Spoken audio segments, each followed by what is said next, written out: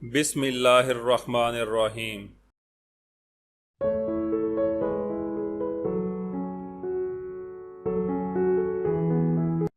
ایک مرتبہ کا ذکر ہے کہ ایک ملک کا بادشاہ بہت ظالم تھا۔ وہ رعایا سے ہر وقت عجیب و غریب فرمائشیں کرتا رہتا تھا۔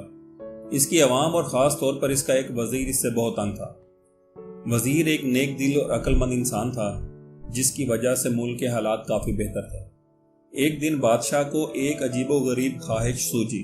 اس نے اپنے وزیر کو حکم دیا کہ مجھے ایک ایسا محل بنا کر دو جس کی تعمیر اوپر سے نیچے کی طرف کی جائے، اور اگر وزیر 10 دن کے اندر یہ کام شروع نہ کر سکے تو اس کا سر قلم کر دیا جائے۔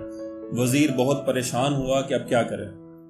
بہرحال وہ اپنے گھر پہنچا تو اس نے اپنی بیوی کو سارا قصہ سنایا۔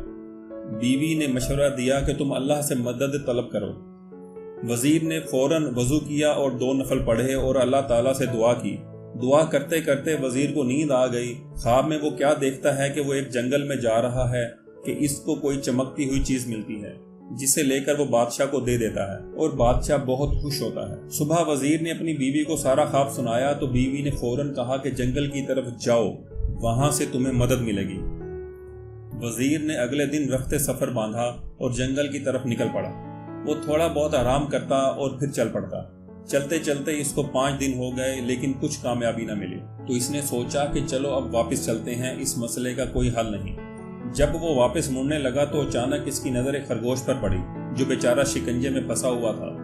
نیک دل وزیر نے فوراً شکنجے سے خرگوش کو آزاد کروایا اور پھر واپس مڑنے ہی لگا تھا کہ ایک آواز آئی، اے نیک دل انسان، تمہارا بہت شکریہ۔ وزیر حیرت سے مڑا تو کیا دیکھتا ہے کہ ایک چھوٹا سا بونا کھڑا ہے۔ وزیر کے پوچھنے پر اس نے بتایا کہ اس کو ایک جادوگر نے خرگوش بنایا ہوا تھا۔ شکنجا کھولتے ہی جادو کا اثر زائل ہو گیا۔ وزیر نے اسے اپنی مشکل بتائی تو بونے نے اسے اپنے ساتھ چلنے کو کہا۔ چلتے چلتے وہ وزیر کو ایک غار کے پاس لے آیا اور اسے اندر جانے کو کہا۔ وزیر اندر گیا تو دیکھتا ہے کہ اندر ایک بزرگ عبادت کر رہے ہیں۔ وزیر نے انہیں سلام کیا اور اپنی مشکل بتائی۔ بزرگ مسکرائے اور کہا، بیٹا کوئی مسئلہ نہیں، اور ساتھ ہی وزیر کو ایک طوطا دیا کہ اس کو اپنے ساتھ لے جاؤ، یہ تمہاری مدد کرے گا۔ وزیر نے ان کا شکریہ ادا کیا اور واپس اپنے محل کی طرف چل دیا۔ اپنے گھر جا کر اس نے اپنی بیوی کو سارا ماجرا سنایا۔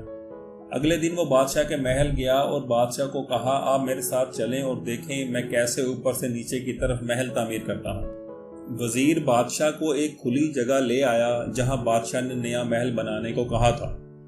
اس جگہ مزدور اور مستری اور تعمیراتی سامان پڑا ہوا تھا۔ وزیر نے طوطے کو ہوا میں چھوڑا اور کہا، چلو میاں مٹھو اب اپنا کام دکھاؤ۔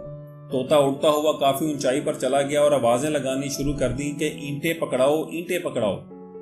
بادشاہ یہ سن کر غصہ میں آ گیا اور وزیر کو کہا، بھلا اتنی زیادہ اونچائی پر کوئی اینٹ کیسے پہنچائے گا؟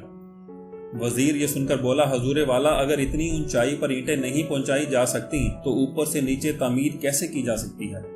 بادشاہ وزیر کی عقل مندی دیکھ کر بہت خوش ہوا اور اس نے اپنے غلط کاموں کی معافی مانگی اور وہ بھی ایک نیک دل اور اچھا انسان بن گیا۔